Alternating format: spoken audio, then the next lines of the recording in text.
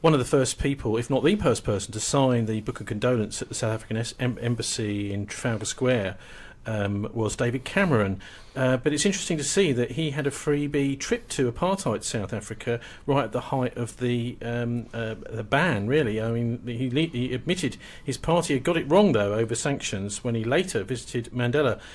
David Cameron accepted an all-expenses-paid trip to apartheid South Africa while Nelson Mandela was still in prison. An updated biography of the Tory leader reveals today a trip by Mr Cameron in 1989, when he was a rising star of the Conservative Research Department, was a chance for him to see for himself, and was funded by a firm that lobbied against the imposition of sanctions on the apartheid regime. Critics described it as a sanction-busting jolly that raised questions about the character of the man who, after a week when the government's credibility on the economy hit a new low, this is back in April 2009, was on course to be Prime Minister in little more than a year's time. Yeah, that trip in 1989 is quite interesting because two other people were on that trip. One was Sir Kenneth Warren, who most people won't have heard of, but he's a rather important fundraiser for the Conservative Party and has been for many years, a sort of a money man. And the third person on that trip was Dr. David Kelly. And the purpose of the trip was to go to arms corps. This is the government scientist who died in 2003 in the very same one. Circumstances. So there were three people on this delegation: Dr. David Kelly, Sir Kenneth Warren, and David Cameron, who is a 20-something from Conservative Central Office. And information that we've been receiving suggests that there was a deal being cooked up. South Africa had 9 nuclear weapons. They originally had 10 nuclear weapons, which they developed at Pelindaba with the Israelis. One of them was exploded over the South Atlantic. That left 9 nuclear weapons. It's like 10 green bottles, isn't it, this story? Anyway, as the changes were about to take place in South Africa, the Magnus Malan, who was the Defence Minister, Arms Corps, which was their equivalent of BAE Systems, and they basically went to the West via an intermediary called John Bradenkamp, who was an ex-Rhodesian SAS operative, but was now actually a major arms dealer. People can look him up on the internet, and they will find him. He actually lives in Kilmersdown in Somerset now.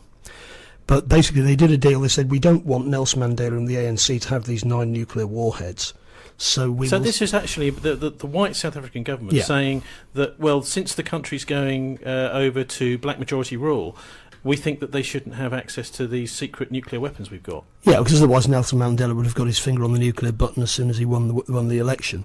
That wasn't acceptable to the white South African elite, and it wasn't acceptable to the Western powers either. So they did a deal whereby these 9 nuclear warheads, which were uranium-based nuclear warheads, were sold to the Western powers, 6 to the Americans and 3 to the British. But the American missiles the American warheads were loaded at Durban and taken to the US and dismantled.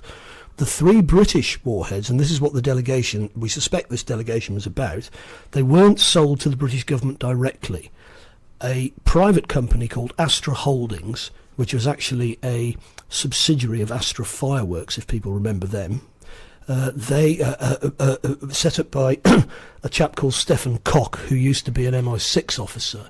They bought the 3 warheads, as it were, on the black market from Arms Corps, and then sold them on to the British government for £50 million.